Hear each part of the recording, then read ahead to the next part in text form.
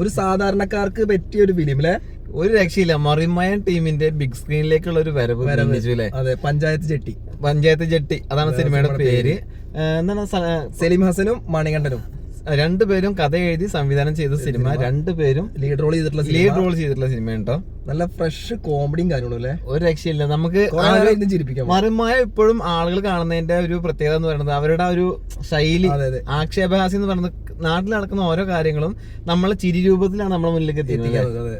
Correct ആയിട്ട് എന്താണോ രാഷ്ട്രീയം, എന്താണോ കാര്യങ്ങൾ കറക്റ്റ് വ്യക്തമായിട്ട് നമുക്ക് കാണിച്ചു തരുന്നുണ്ട്. കുടുങ്ങാശ്ശേരി എന്ന ഒരു ചെറിയൊരു ഗ്രാമം, ഒരു പഞ്ചായത്ത്, ആസ്പദമാക്കിയിട്ടാണ് മൊത്തം കഥ. ആ പഞ്ചായത്തിനെ ചുറ്റിപ്പറ്റിയിട്ട് അവിടെ നടക്കുന്ന ഓരോ കാര്യങ്ങളും വളരെ വ്യക്തമായിട്ട് നമുക്ക് കാണിച്ചു തന്നിട്ടുണ്ട്. അപ്പൊ അവിടുത്തെ ഒരു പഞ്ചായത്തിന്റെ കാര്യമല്ല, ഓരോ വീട്ടിലെ പ്രശ്നങ്ങളും നന്നായിട്ട് തന്നെ കാണിച്ചു തരുന്നുണ്ട്. ചുരുക്കി പറഞ്ഞാൽ ആദ്യം മുതൽ അവസാനം വരെ നമുക്ക് മറിമായം ഫുള്ളായിട്ട് കണ്ട ഒരു ഫീൽ. കറക്റ്റ് ചിരി തന്നെ, വെറും ചിരി തന്നെ. പിന്നെ നല്ല കാര്യങ്ങളായിട്ട് ഈ സലീം ഹസൻ എന്ന് പറഞ്ഞാൽ നല്ല അഭിനയം കിട്ടാൻ അല്ലേ. നല്ല അടിപൊളി. എന്ന് പറയുന്ന ആള് ആദ്യമായിട്ടല്ലേ ആളുടെ സിനിമ. ഹസൻ എന്ന് പറഞ്ഞ വ്യക്തി ലീഡ് റോൾ ചെയ്യുന്ന ബിഗ് സ്ക്രീനിലെ ഫസ്റ്റ് സിനിമയാണ്.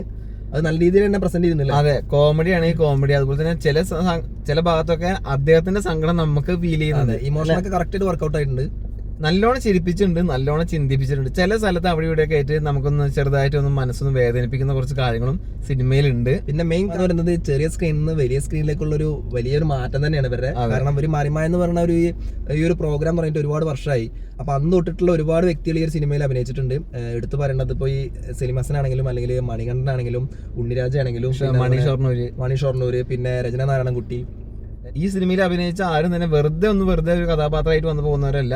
നല്ല നല്ല കഥാപാത്രമായിട്ട് അവതരിപ്പിക്കുന്ന ഒരുപാട് ആളുകളുണ്ട്. പേരെടുത്ത് പറയാനൊന്നും അതിന് നമുക്ക് സമയമുള്ളൂ. പിന്നെ ഈ ഒരു പഞ്ചായത്തിൽ തന്നെ ഭരണപക്ഷവും പ്രതിപക്ഷവും തമ്മിലുള്ള കുറെ വാക്കേറ്റങ്ങൾ, അതുപോലെ തന്നെ അവരുടെ കാര്യങ്ങളാണ് ചുറ്റിപ്പറ്റിയാണ് ഈ ഒരു സിനിമ പറയുന്നത്. അതിൽ തന്നെ എടുത്തു പറയുന്നത് യാത്രാ പ്രശ്നം പറഞ്ഞിട്ട് ബസ് വാങ്ങുന്നു, അതിനുശേഷം ശ്മശാനത്തിന്റെ കാര്യം വരുന്നു. അങ്ങനെ അതിനെ ചുറ്റിപ്പറ്റി അതിനെ എന്തൊക്കെ ബുദ്ധിമുട്ടാണ് അതിന്റെ പിന്നിലുള്ളതെന്നൊക്കെ കാണിച്ചുകൊണ്ടാണ്.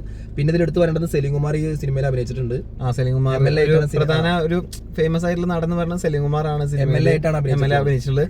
ഈ സിനിമ പഞ്ചായത്തിന്റെ പ്രശ്നങ്ങൾ, അതായത് ഭരണപക്ഷം ഭരിക്കുന്ന സമയത്ത് പ്രതിപക്ഷം ഓരോ പ്രശ്നങ്ങൾ ചൂണ്ടിക്കാണിക്കും. എന്നിട്ട് അത് ഭരണപക്ഷം എങ്ങനെയും ഒന്ന് സെറ്റാക്കി വരുമ്പോൾ അത് ഇമേജിനെ ബാധിക്കുമെന്ന് വിചാരിച്ചിട്ട് ആ സമരം ചെയ്ത്, അതായത് ഒരു സംഭവം വരാൻ വേണ്ടി സമരം ചെയ്ത് അവർ തന്നെ ആ സംഭവം കൊളാക്കാൻ വേണ്ടി പിന്നിൽ നടക്കുന്ന ഒരുപാട് കാര്യങ്ങൾ. നന്മ ചെയ്യുന്ന ആളുകൾക്ക് ഒരുപാട് ബുദ്ധിമുട്ടുണ്ട് വരുന്നു.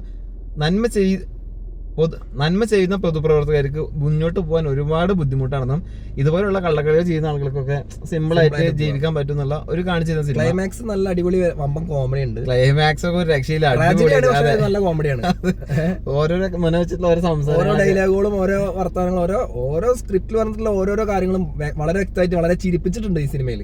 നമ്മള് ഈ സിനിമ കാണാൻ പോകുമ്പോ എന്താണോ മനസ്സിലുണ്ടായിരുന്നത് അത് പൂർണ്ണമായിട്ട് തരാൻ ഈ ഒരു സിനിമക്ക് സാധിക്കും. സിനിമയ്ക്ക് പോകുന്നവരോട് പറയേണ്ടത്, നമ്മളൊരു സാധാരണ ഒരു പഞ്ചായത്ത് കേന്ദ്രീകരിച്ചുള്ള ഒരു സിനിമ, അതെ, വല്ലാണ്ടൊന്നും ചിന്തിച്ചു പോയിട്ട് കാര്യമൊന്നുമില്ല.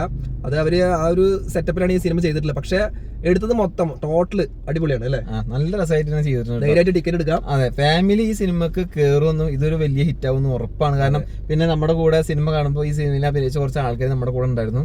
മണി ഷൊർണൂര് എന്ന് പറഞ്ഞ ആളൊക്കെ നമ്മുടെ കൂടെ ഉണ്ടായിരുന്നു. അപ്പോൾ എല്ലാവർക്കും ഇഷ്ടപ്പെട്ട് അവരോട് തന്നെ കാര്യങ്ങളൊക്കെ പ്രേക്ഷകർ പറഞ്ഞിട്ട് കൈ കൊടുത്തിട്ടൊക്കെയാണ് പോണത്. എല്ലാവർക്കും ഇഷ്ടപ്പെടുന്ന സിനിമ, എല്ലാവരും ഹാപ്പിയാണ്. അതെ, മനസ്സിൽ വിഷമങ്ങളൊക്കെ മാറ്റി വെച്ചിട്ട് ചിരിച്ച് ചിന്തിച്ച് വരാൻ പറ്റുന്ന ഒരു സിനിമയാണ്. പോയി കാണുക, എന്തായാലും നിങ്ങൾക്ക് ഇഷ്ടപ്പെടും. അതെ, അപ്പോൾ കണ്ടവരുണ്ടെങ്കിൽ കമന്റ് ചെയ്യുക, കാണാത്തവരുണ്ടെങ്കിൽ വേഗം പോയി ടിക്കറ്റ് എടുക്കുക, സിനിമ കാണുക, അഭിപ്രായങ്ങൾ കമന്റ് ചെയ്യുക. ഓക്കെ.